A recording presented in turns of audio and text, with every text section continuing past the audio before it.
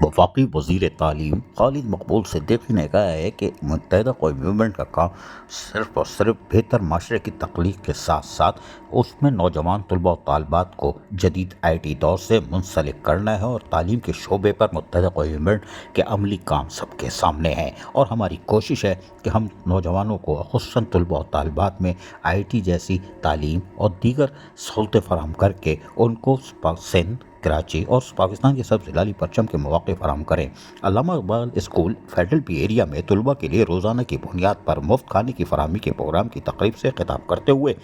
खालिद मकबूल सिद्दीकी वफाकी वज़ीर तालीम ने कहा कि